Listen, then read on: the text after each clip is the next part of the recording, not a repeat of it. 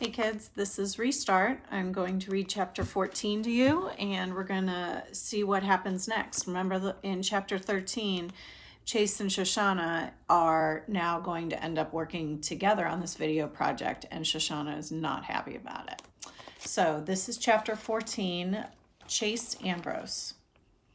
My dad recently bought himself a souped-up Mustang with 400 horsepower, huge tires, and just enough of a defect in the muffler that it roars like a bulldozer. That's what he drives when he isn't in the Ambrose electric truck. He won't be caught dead in Coravin's van, and he assures me when I'm 16 my first lesson will be behind the much-loved wheel of the Stang. I hope not, I tell him, because I won't be able to make out a single word over the engine noise. He laughs appreciatively. You won't be able to hear a police siren either, but you'll be able to outrun one. We pull up in front of my house and he kills the engine so we can hear each other scream. Thanks for dinner, Dad. Corinne's a great cook. The best. Helene's really fun too. I guess we're turning into pretty good friends. He grimaces. Because you played princess with her? Yeah, well, we were going to have an ultimate fighting match, but we couldn't find an octagon. Dad doesn't crack a smile. I guess you never struck me as the kind of kid who'd care whether or not he's pretty good friends with a 4-year-old. I shrug. She used to be afraid of me. Isn't this better? She wasn't afraid of you exactly, but you were different then, tougher. Nobody messed with you. Think of Aaron and Bear, like that. I'm having flashbacks of my wonderful toughness, punching and shoving kids, kicking their heels out from under them in the halls. But it's not all bad stuff like that. I remember walking through the school with my shoulders back and my head held high. I remember feeling important and confident and powerful. Maybe some of that came from what a jerk I was, but surely not all of it. I was a star athlete and a state champion. I had a lot of friends. I was somebody in this town. It's not a crime to be proud of that. I reach for the door handle. Anyway, thanks again, Dad. One more thing, champ, he says quickly. There's this doctor. He's a sports medicine expert, so he has a lot more experience than that quack Cooperman. I talked to his office, and he's willing to take a look at you to give us a second opinion. A second opinion, I echo. We know exactly what happened to me. What's a second opinion going to do? Get you on the field where you belong, he explains immediately. Even Cooperman admits you've recovered. It shouldn't cost you your whole season. Dr. Cooperman explained all that, I remind him. You know abundance of caution and blah, blah, blah. And if that's the right move, Dr. Wen will tell you the same thing. But if it's not, you're throwing away your 8th grade year, maybe another state championship. Nobody's ever won 2 in a row, not even me. His face is flushed with passion. There's no doubt in my mind that he's 100% sincere. Even more amazing, he's talking about me surpassing what he accomplished on the Hurricanes. Obviously, there's a lot I can't remember, but for him to suggest I might go beyond him, that he might be second best after me, that's huge. How could I not see this one guy? He's a specialist, which means he knows more about sports injuries than anybody, including Dr. Cooperman. If he gives me the A-OK to play, then nobody can stop me. I'll tell Mom, I promise. God, no, he explodes. When I gawk at him, he adds, we don't want to worry her. She's got enough on her mind. I'll take you to Dr. Wen, and when we get the all clear, then we'll find a way to bring it up to your mother. I don't want to get my hopes up too high. You mean if we get the all clear, I amend? Whatever. But I've got a good feeling about this, champ. You'll have your old life back before you know it. My old life.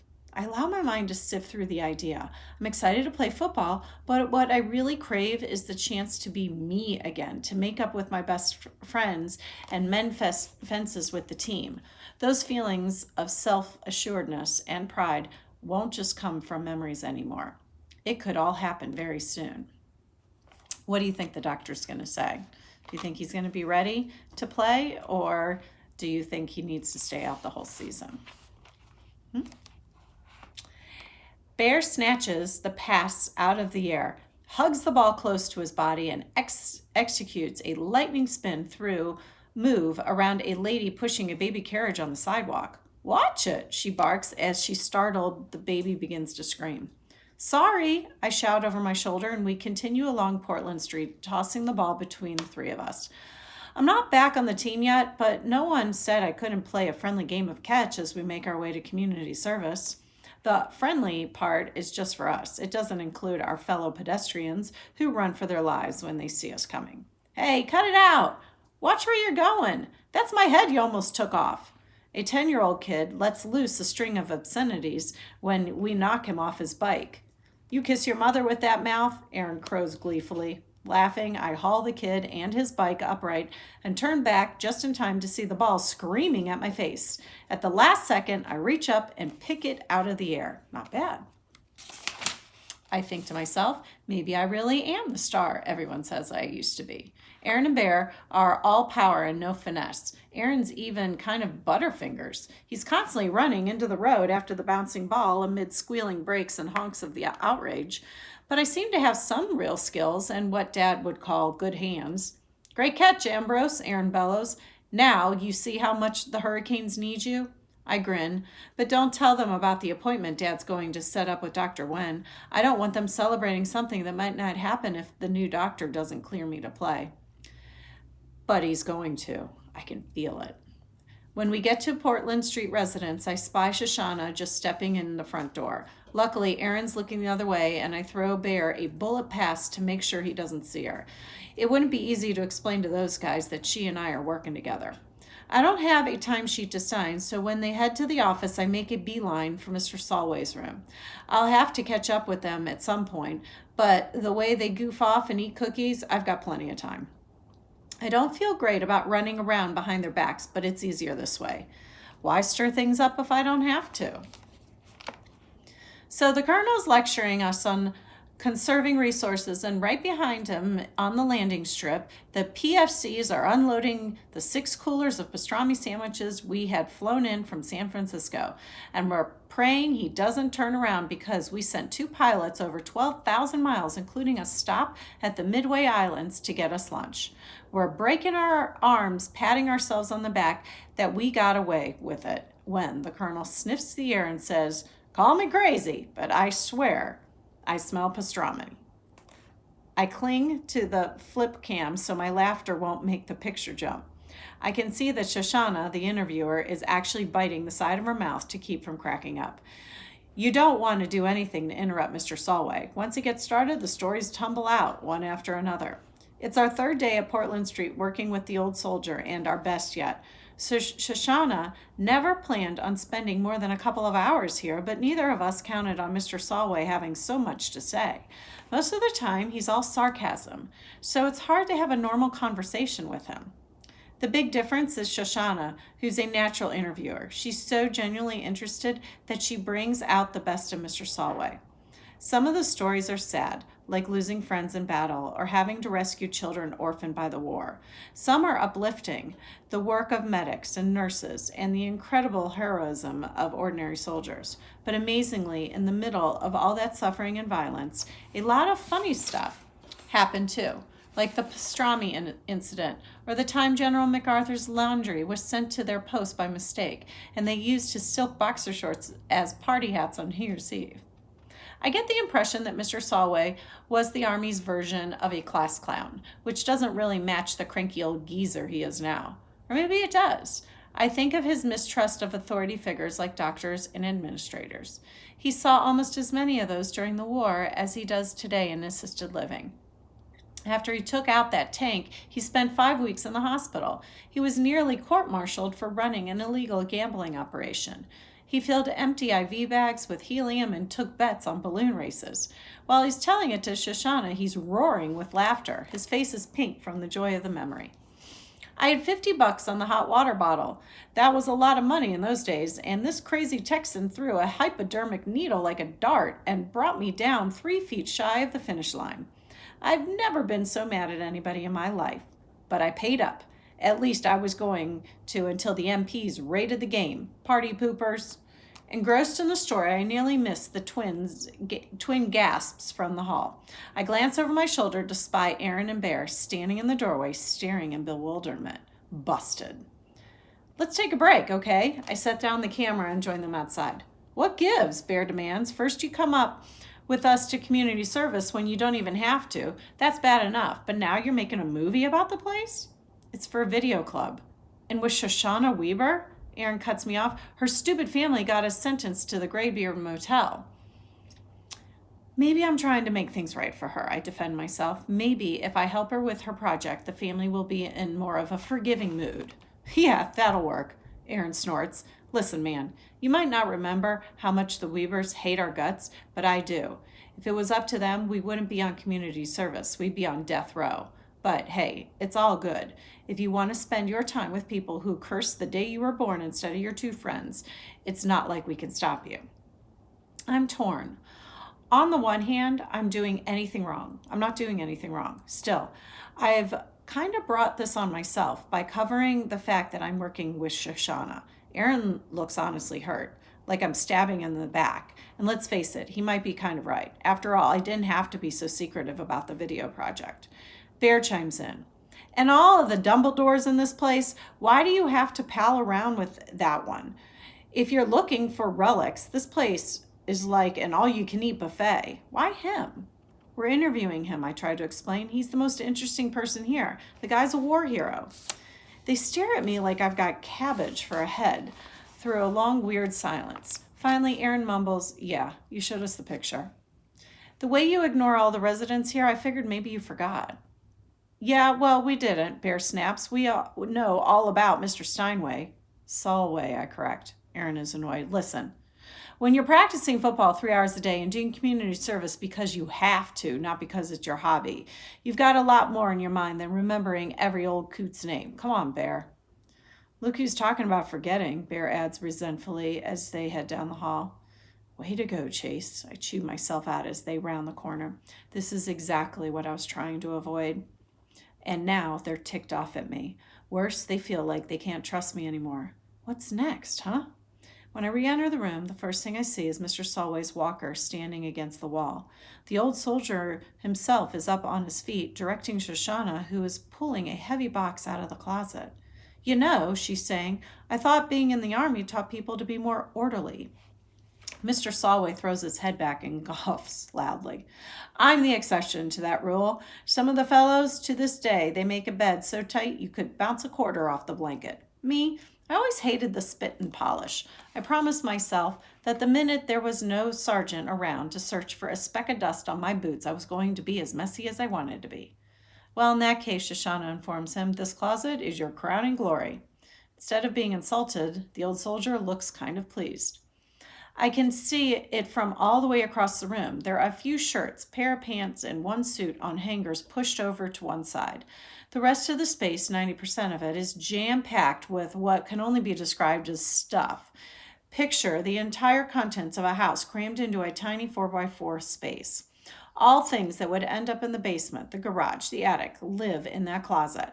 There are books, ping pong paddles, a broom, a couple of bowling trophies, hip waders, and a fishing rod, framed pictures, a weed whacker, ice skates, a 3-foot-high oriental vase with a crack on the side, a golf umbrella, a garden gnome, luggage, and cartons of varying sizes. As I cross the room, I get a peek inside a box that Shoshana dragged out. It contains 3 replacement furnace filters, jumper cables for a car, and a sterling silver nutcracker set. It looks like exactly what it is, the thing a person collects over 86 years.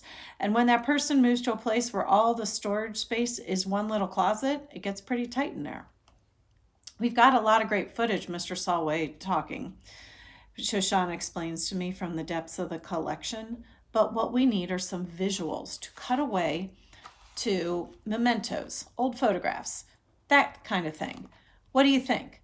When we're talking project business, she sometimes slips up and treats me like a fellow human.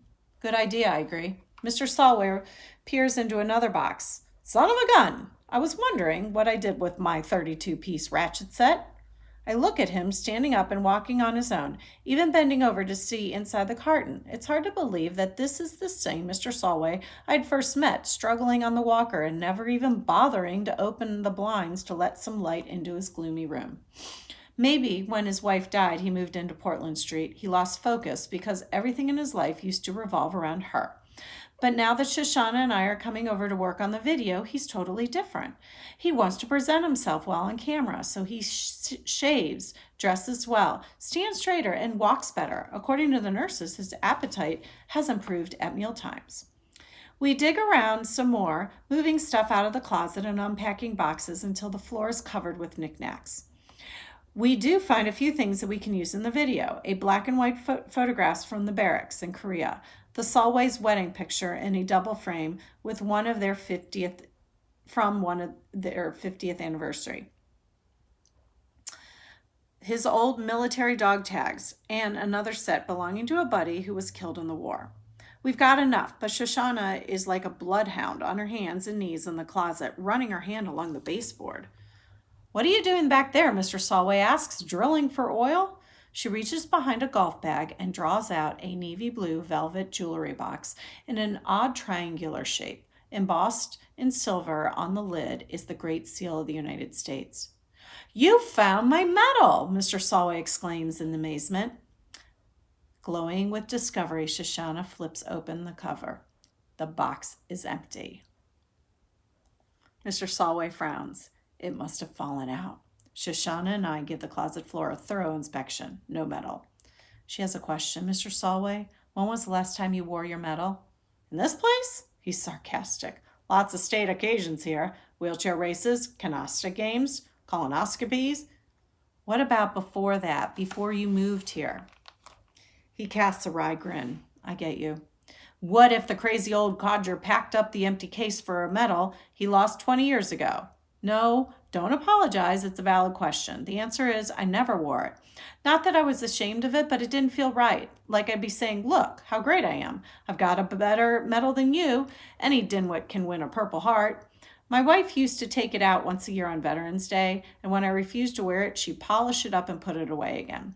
Maybe one time she misplaced it. She was confused toward the end. It's possible." He retreats to his easy chair and sits in silence. Talking about his wife always makes him sad.